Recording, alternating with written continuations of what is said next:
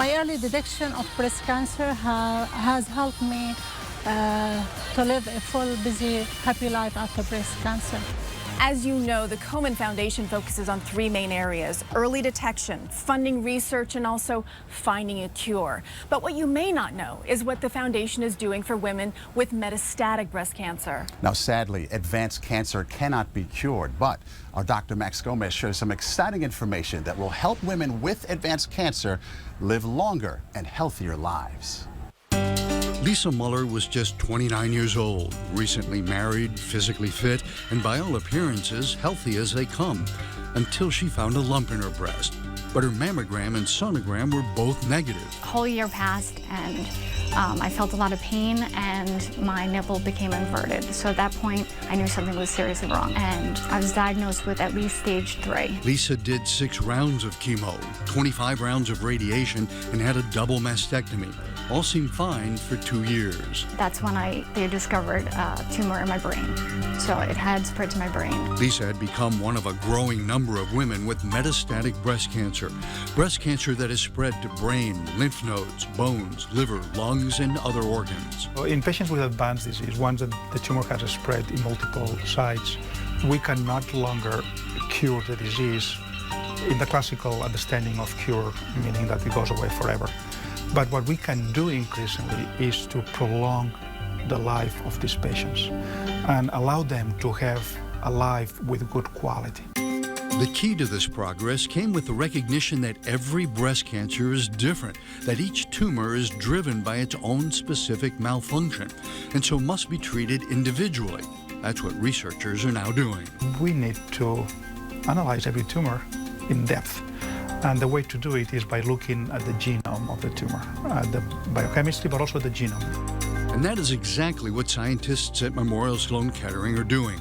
Every patient with advanced breast cancer has their tumor analyzed for 340 genes to give doctors a picture of how aggressive that tumor really is. And just as importantly, what treatment is going to be best for that particular case?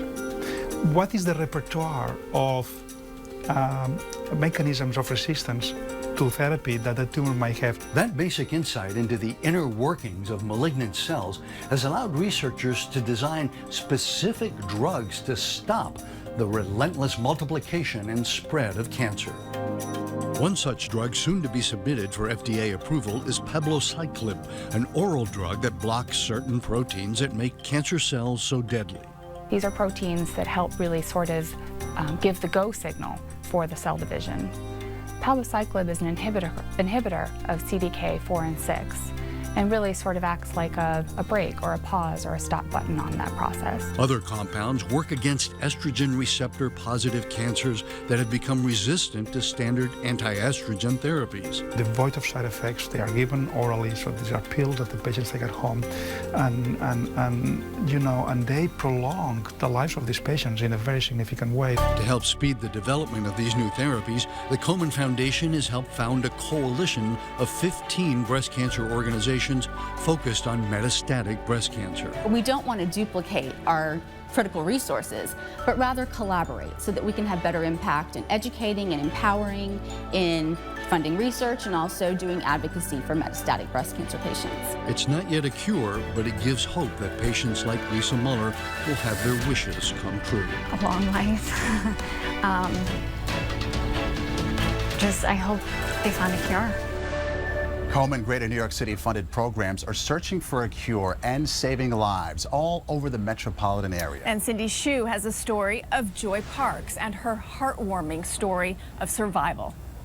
Joy Parks was diagnosed with stage 3 breast cancer in January of 2012. The diagnosis saved her life and would never have been made without the funding by Komen to the Breast Cancer Continuum of Care program. It's a partnership between St. Luke's Roosevelt Hospitals and SHARE. They provide life-saving medical diagnoses, treatment, and support services.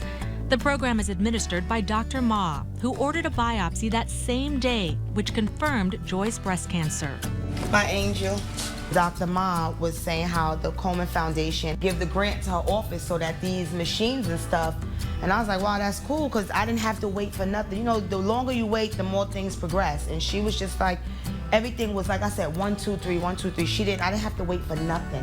When Joy first came to see me, she has a large lump in her breast. And I believe that expediting the biopsy and getting her treated as quickly as possible probably saved her life. Hi again. Hi again. If I have to go through it, I have the perfect doctor. And she's just been the best. There were times when Joy's will to fight was severely tested, but the support of her son Greg and the goal of seeing his graduation helped keep her strong. I'd rather have had the chemo the week of my birthday instead of the week of his graduation. Cheers. Her best friend Narissa saw that Joy needed a lift and wrote her a poem. Joy survives. It was a dark moment. Diagnosis, cancer.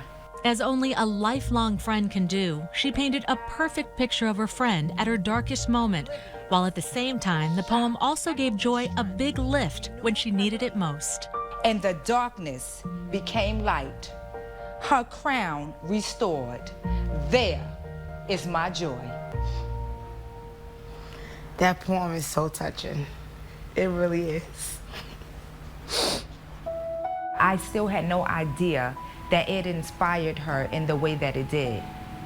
And in writing that piece, that's what I wanted it to do. And I stood by her every step of the way because there were no other options besides living. And she needed to understand that. She meant every word of it, and because it came from her, and I know it came from her heart, it just made it all that much better. Like, that is my girl. I don't doubt our friendship. I don't doubt anything she says.